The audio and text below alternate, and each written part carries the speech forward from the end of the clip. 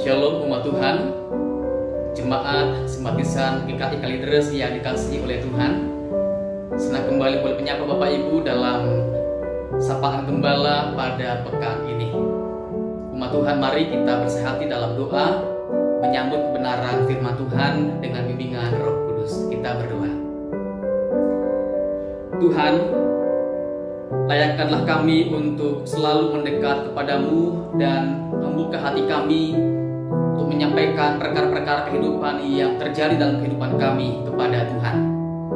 Seraya kami dengan rendah hati dan setia menantikan rencana Tuhan digenapi dalam kehidupan kami.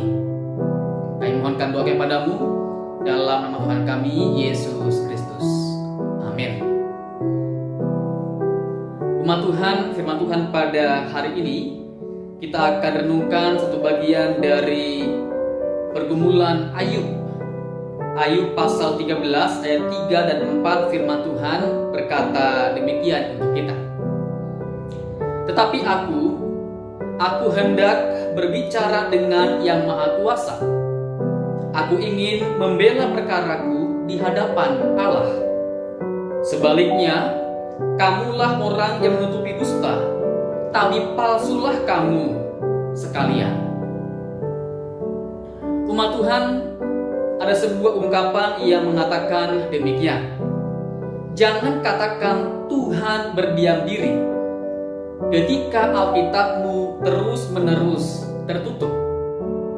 Bukalah Alkitabmu, bacalah dengan sungguh-sungguh, maka Tuhan akan berbicara kepadamu.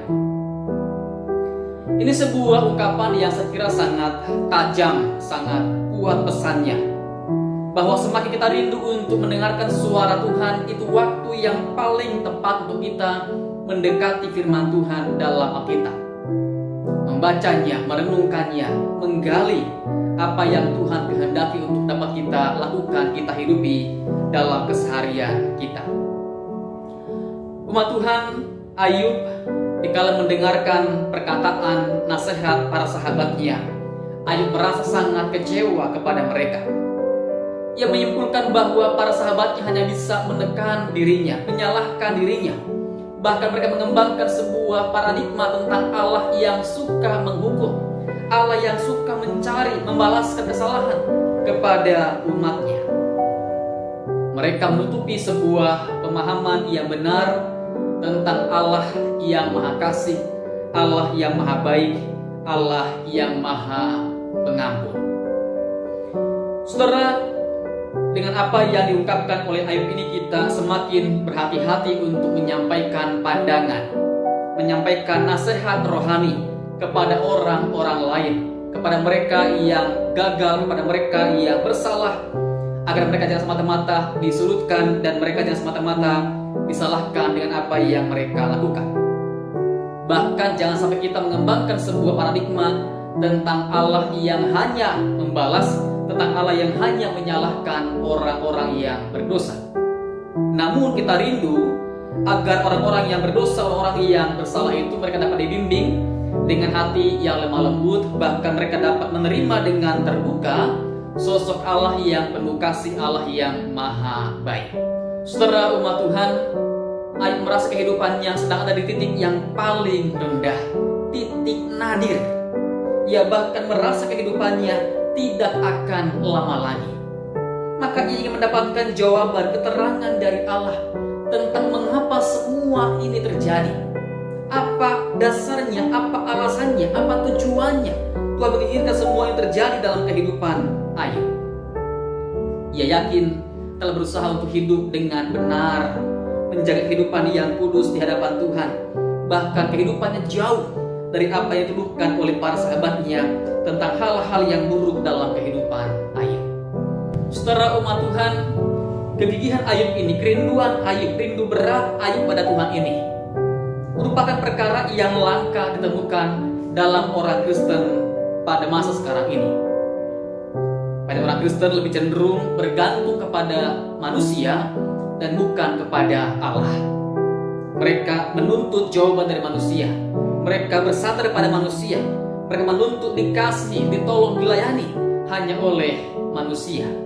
dan luput untuk datang pada Tuhan dengan keterbukaan yang sungguh-sungguh. Mereka takut membuka diri di hadapan Tuhan dan takut ditemukan sebagai orang yang berdosa, orang yang penuh dengan kemunafikan dan kegelapan karena kejahatan.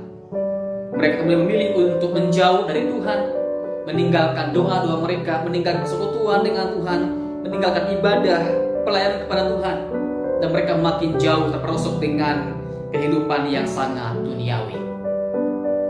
Umat Tuhan, Pendeta Philip Yancey pernah mengungkapkan sebuah pandangan tentang hal berikut ini. Hubungan apapun melibatkan masa-masa dekat dan masa-masa jauh. Demikian pun dengan hubungan bersama dengan Tuhan. Ada masa-masa di mana bandul kehidupan kita bergoyang dari sebuah sisi ke sisi yang lain. Ada masa yang dekat, ada masa yang jauh, ada masa yang intim sekali dengan Tuhan, ada masa terasa jauh dalam relasi dengan Tuhan. Yancey mengajak kita untuk juga merenungkan bahwa dalam masa-masa yang paling berdosa, paling gagal, yang paling berat, yang paling sulit untuk dimengerti tentang apa yang terjadi dalam kehidupan ini, itu masa yang paling tepat untuk kita datang mendekat kepada Tuhan, membuka diri pada Tuhan, bergumul, berjuang bersama dengan Tuhan, dan juga kita membuka hati untuk dengan setia, rendah hati menantikan jawaban dari Tuhan dan rencana Tuhan yang terbaik dalam kehidupan kita. Umat Tuhan, ayat yang kita renungkan pada hari ini mengajak kita untuk bersikap terbuka di hadapan Tuhan. Terbuka, mendekat pada Tuhan, berperkara bersama-sama dengan Tuhan, dan dengan setia kita menantikan jawaban dari Tuhan. Yakinlah waktu Tuhan terbaik. Yakinlah kehendak Tuhan terbaik untuk kehidupan kita. Terakhir, saudara-saudara, ada sebuah ungkapan dari Shirley Kiger Connolly yang dalam bukunya yang berjudul I See God in the Simple Things. Aku melihat Allah dalam hal-hal yang kecil. Ia berkata tentang sebuah pemahaman yang sangat indah untuk kita renungkan pada saat ini. Ia bilang begini, Allah tidak pernah terlambat menawarkan pertolongannya untuk mengubah keadaan yang sulit menjadi baik. Ia punya banyak cara untuk menunjukkan bahwa kita dapat bertahan sekalipun dalam pencobaan-pencobaan yang berat dan sulit. Ia bekerja lewat firman-Nya, lewat roh-Nya, lewat orang-orang sekitar kita, bahkan lewat hal-hal yang sederhana dalam kehidupan kita. Lihatlah dengan mata iman, maka setiap peristiwa sesungguhnya menghantar kita lebih dekat kepada Tuhan. Saudara umat Tuhan, semua hal dalam hidup ini mari kita bawa pada Tuhan, berperkara dengan Dia, dan dengan hati yang terbuka, hati yang rendah, hati yang mau setia, kita menantikan jawaban Tuhan yang terbaik. Yakinlah rencananya, waktunya, kehendaknya pasti yang terbaik untuk kehidupan kita. Tuhan menolong kita, memberkati kita hari ini dan sampai selama-lamanya. Amin.